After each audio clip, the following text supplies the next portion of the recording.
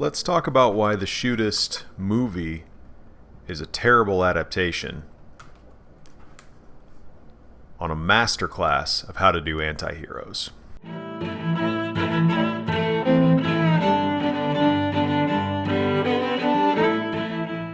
The problem with antiheroes is that they're too alluring, both to writers and the characters around that antihero character.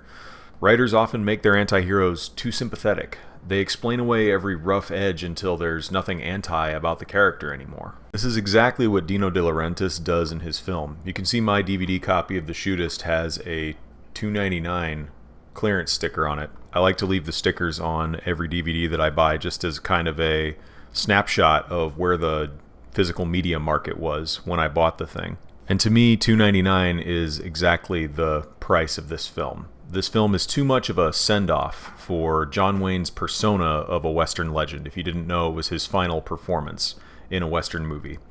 And The Shootist is exactly the wrong vehicle for the kind of movie that they were trying to make. No element suffers more from it than the character, J.B. Books, the gunslinger, and the ending of the story. I won't spoil any important plot elements of the story, especially the ending that they messed up so royally, but suffice it to say that John Wayne had stipulations when he would play a Western hero, namely that they would be heroic. He wouldn't shoot people in the back, he wouldn't win any way underhandedly, and he wouldn't play a villain. It's essentially what opened the door for Clint Eastwood and other actors like him to fill that part of the deconstructionist Western antihero. Essentially, they were deconstructing what John Wayne had helped to form. By the way, the setup for The Shootist is exactly the same whether you're reading the book or watching the movie. J.B. Books is an accomplished duelist who is dying of cancer and comes to a town where instead of lying down and waiting to die, he sends out invitations to all of the people who want him dead from his career over the years as a gunslinger, essentially to invite his own death upon himself. But it's within the context of this tragedy that the book and the movie diverge. Everybody wants to benefit from the fact that the acclaimed gunslinger J.B. Books is dying.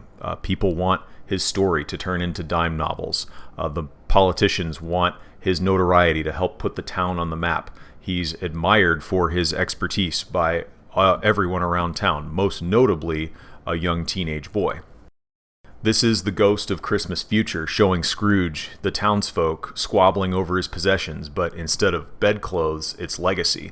And Books doesn't have the anonymity of a dream to soften the blow. He's dealing with the harsh reality of cancer.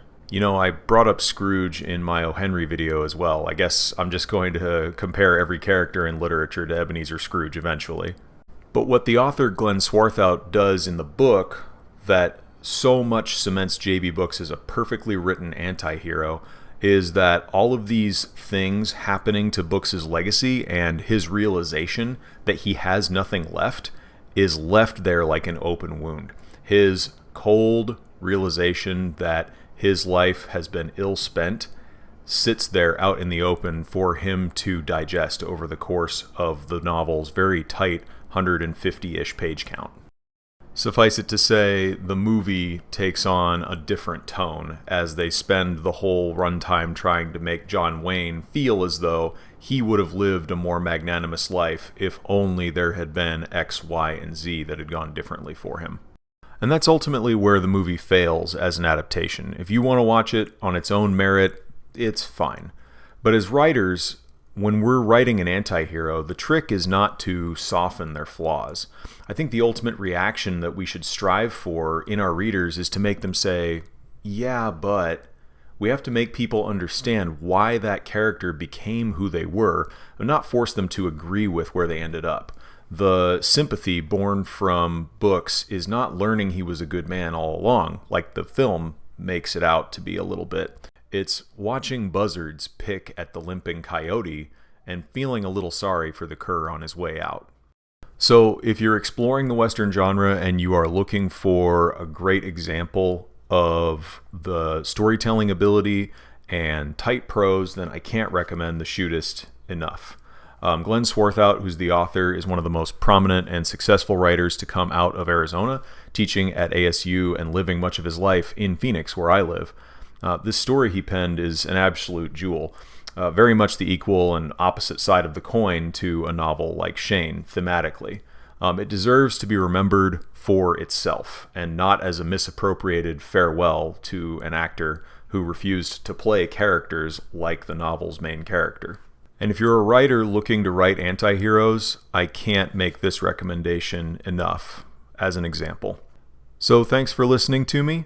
I hope you all had a good time. Comment underneath if you agree or disagree with anything I've said about the Shootist, both versions. And until next time, keep reading.